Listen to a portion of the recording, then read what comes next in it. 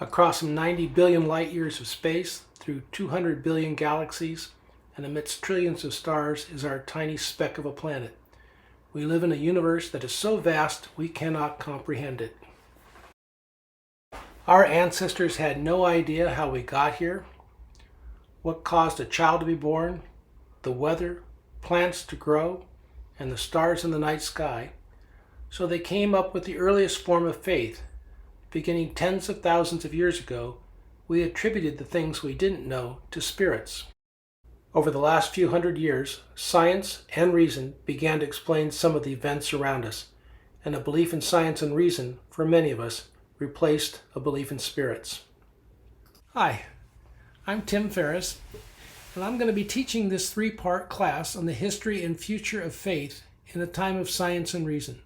The class is called The Wonder of It All. A quick biographical sketch. After college, I went on to get graduate degrees in law, political science, and business. I'm a former trial attorney here in town who represented children in the state foster care system. I taught at Western Washington University for 10 years and did some of the research for this class. And I've had a lot of wonderful adventures, but perhaps what might be most important to this class is that I used to be an altar boy and once wanted to become a Catholic priest. And over a course of a lifetime, I've migrated from someone who believed in a spiritual world and replaced it with a belief in science and reason. Perhaps you're like me, and if so, we're not alone. Pew Research polls show that millions of Americans are leaving the church and their faith. The trend is led by millennials. Less than half of millennials identify as Christian, and more than 1/3 don't identify with any faith at all. Okay, let's take a quick look at what we're going to talk about in our three classes. For our first class, we're going to look back at the history of our belief in spirits, creation stories, animism, and the formation of traditional faiths and more modern religions, along with the Christian church. Organized religion has done a lot of good, but has also inflicted harm. We will review some of both, as it asks the question whether taking guidance or stories from spiritual communications is reliable. Good and bad, it is history, and there is something to learn from it.